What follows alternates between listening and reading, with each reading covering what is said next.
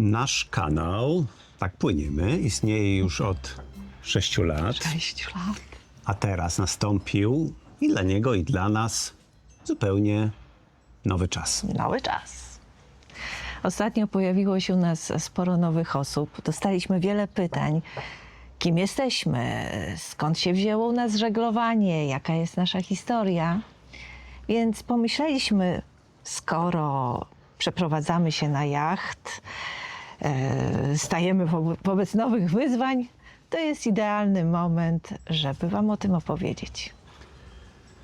Podróżowanie było zawsze dla nas bardzo ważne, prawda?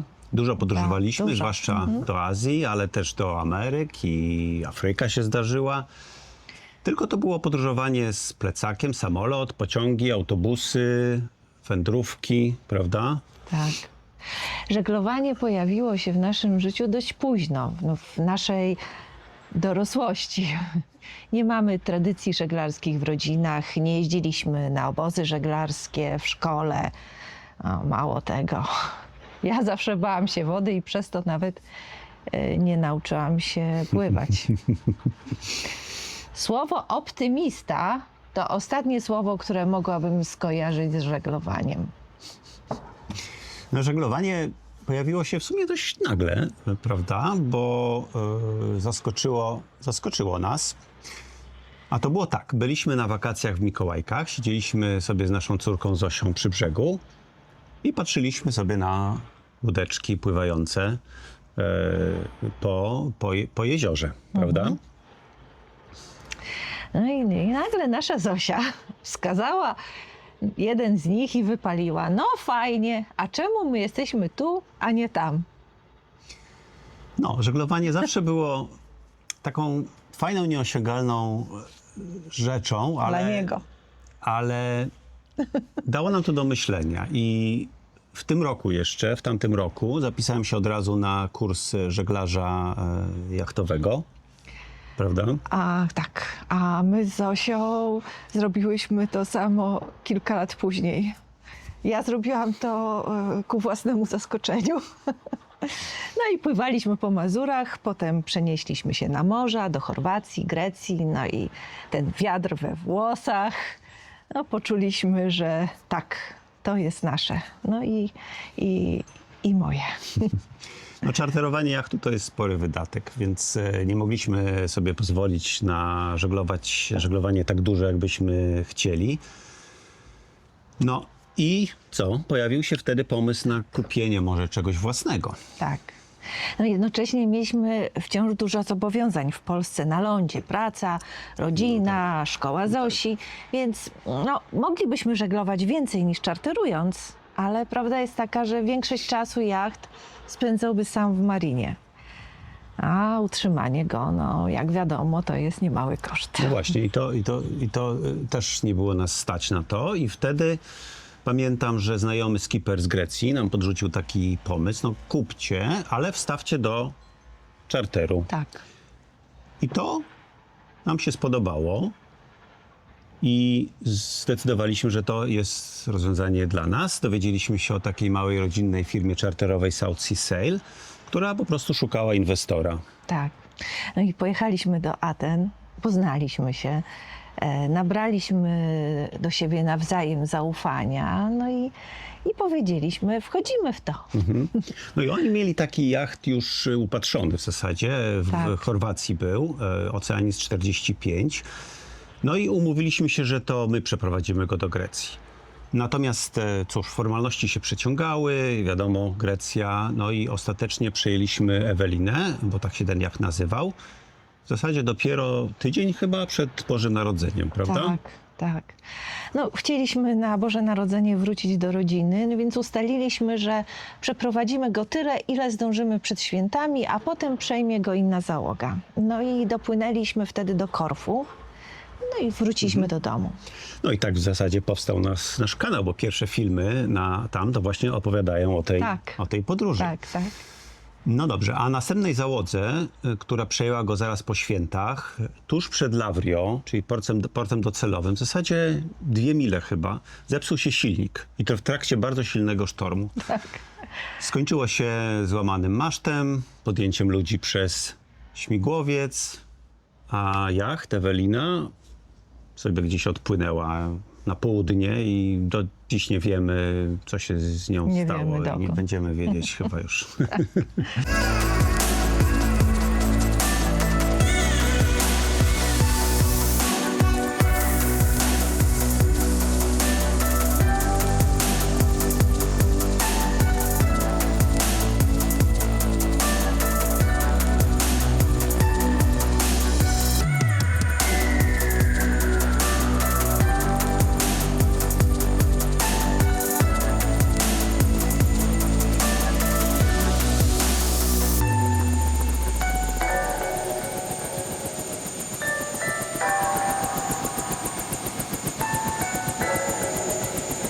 Więc my w domu, szykując się do Sylwestra, usłyszeliśmy w wiadomościach o katastrofie jachtu w Grecji.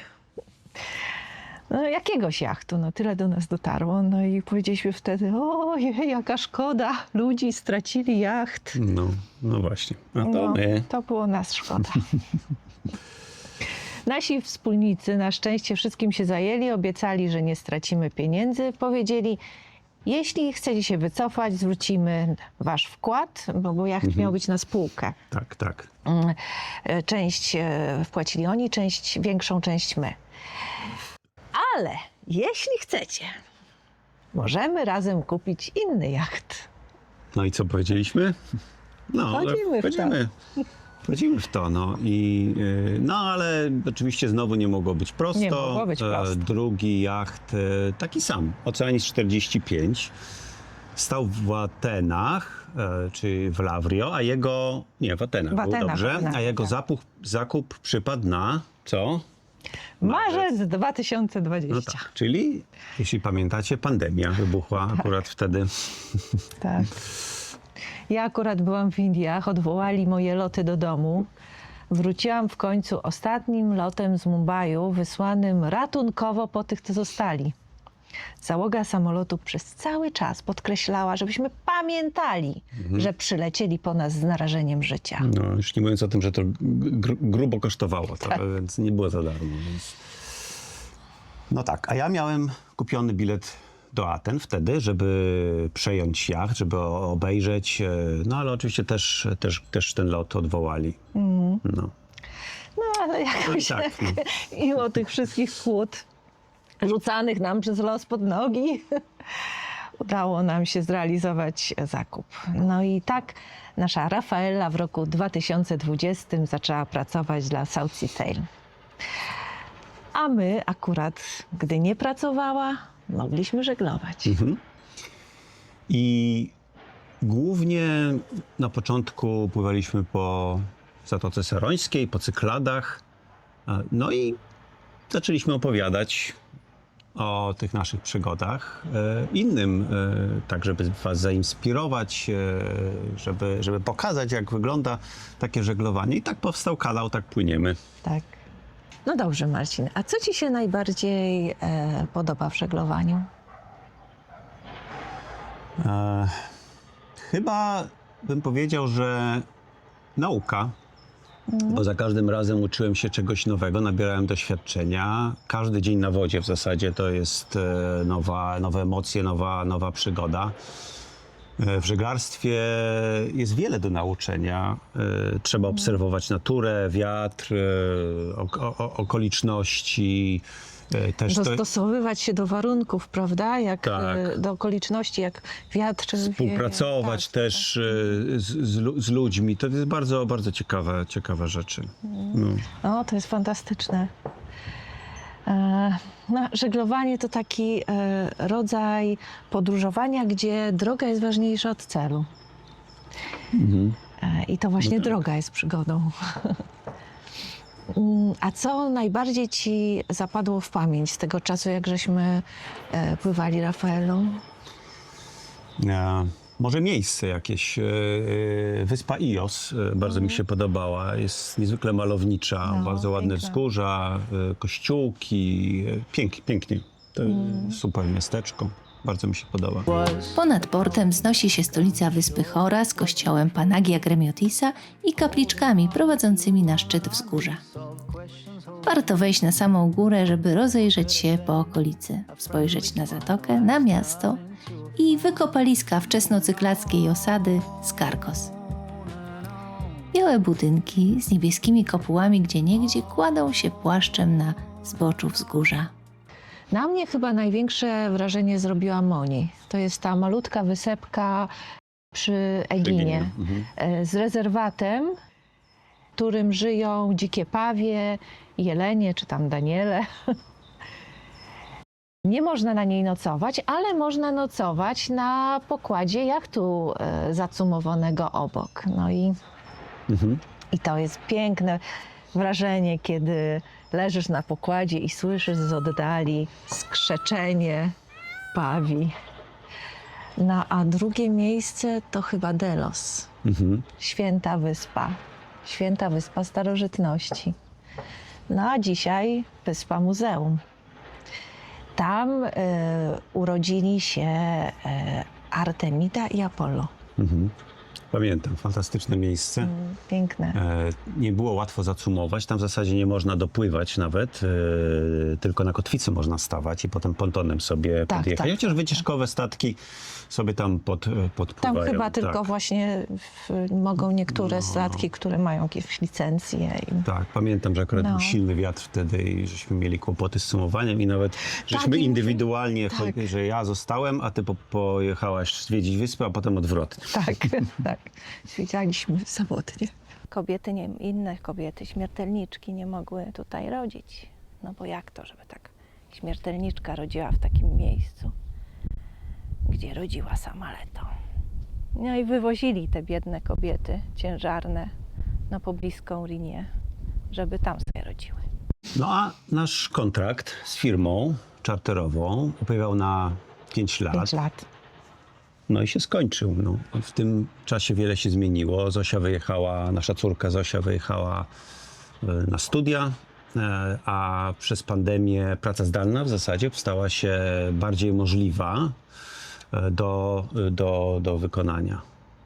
No tak. Ja zawsze pracowałam z domu, piszę dialogi do dubbingu. To polega na tłumaczeniu i takim opracowaniu tekstu, żeby pasował do ruchu ust postaci na ekranie. Brawurka jak już coś robi, to z pasją. Ty, a właśnie to o co ci chodzi, co? W Polsce najczęściej dubbinguje się filmy dla dzieci. Ja pisałam głównie dla Disneya. No a ja pracuję też zdalnie i pracuję w takiej dużej firmie, gdzie jestem, powiedzmy, konsultantem od zarządzania i w zasadzie robię to przez 12 godzin dziennie, ale mogę robić to z każdego miejsca za komputera, z laptopa. No i tak, skoro oboje możemy pracować zdalnie, padł kolejny pomysł. Przeprowadzka do Grecji. Wybraliśmy Kretę i zamieszkaliśmy w Chanii. Wtedy też założyliśmy nasz drugi kanał, Tak Bywamy, gdzie opowiadamy o Grecji z perspektywy lądu. Tak, i kupiliśmy również w Chanii, w Kumkapi, w fantastycznej dzielnicy przy samym morzu, takie 2 małe kawalerki, i które wynajmujemy. Ilios i Nero się nazywają i zapraszamy do nich. Naprawdę są fajne, a nasi goście są bardzo zadowoleni. Ale w tle cały czas kiełkowała w nas myśl o zamieszkaniu na jachcie. Tylko że z założenia miał to być nasz plan emerytalny. My do emerytury jeszcze mamy trochę czasu. No, niepokojąco coraz mniej, ale jednak. A gdy skończył się nasz kontrakt z South Sea Sail, to zastanawialiśmy się w zasadzie, czy nie wejść na kolejne 5 lat. No ale wtedy pomyśleliśmy, że no w zasadzie Skoro możemy pracować z domu na lądzie, to czemu by nie pracować z domu na wodzie? No, w zasadzie żadnej różnicy praktycznie nie ma, prawda? Więc zaczęliśmy szukać jachtu dla siebie i szybko okazało się, że to nie jest łatwa sprawa, zwłaszcza przy ograniczonym budżecie. Chcieliśmy, żeby to był stosunkowo duży jacht, który zapewni nam komfort codziennego życia. Zaczęliśmy od szukania katamaranu, prawda? Katamaranu. Tak, tak. No ale pewnego dnia w naszej skrzynce pojawił się mail zatytułowany "Mam wasz jacht". No i Marcin, bo to on napisał, miał rację. Miał nasz jacht. Miał nasz jacht Sun Odyssey 49. Tak. Ania i Marcin, polsko-niemieckie małżeństwo z Danii, pływali nim 3 lata, ale ponieważ w ich życiu pojawiła się nowa wielka przygoda, postanowili go sprzedać. Ta nowa przygoda to chłopczyk o imieniu Teo. Tak, dzięki Teo. Dzięki Teo, tak. No właśnie, no i nasz jacht poprzednio nazywał się Sycomore, Sykomoro. czyli po włosku figowiec. To jest sykomora? Sykomora. Sykomora w zasadzie chyba jest taka, Sykomora po chyba polsku jest się po mówi, tak. I pierwszym właścicielem był Włoch.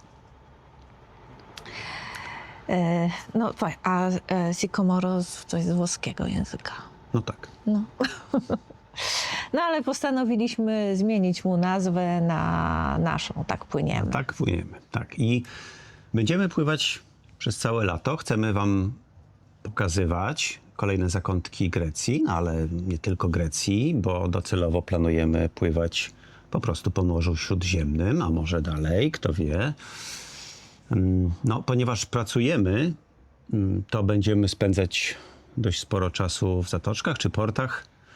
No ale jak tylko będziemy mieli wolną chwilę, to co? Podnosimy żagle i płyniemy, no. Tak płyniemy. Tak płyniemy, no. Żeglowanie to wspaniała sztuka. Wciąż wiele chcemy i możemy się nauczyć, a poza tym to po prostu niesamowita przygoda. No. Poznawanie pięknych Pewnie. miejsc, Super. z własnym domem, pod żaglami. Jesteśmy ogromnie wdzięczni, że doszliśmy w życiu do tego punktu. Tak, i dziękujemy również naszym bliskim, na których wsparcie zawsze mogliśmy liczyć. No i oczywiście wam, nasi widzowie, nasi przyjaciele. Bardzo jesteśmy szczęśliwi, że z nami jesteście i wasza obecność, wasze wsparcie no naprawdę wiele dla nas znaczą. Do zobaczenia tutaj na kanale i może gdzieś na żywo w portach Morza Śródziemnego. Wypatrujcie jachtu, tak Tak, płyniemy. Do zobaczenia. Cześć. Cześć, hej. Hello. To my. Pływamy. Może nas zasubskrybujesz? To będziemy się widzieć częściej. To nam bardzo pomoże. Dzięki. Dzięki.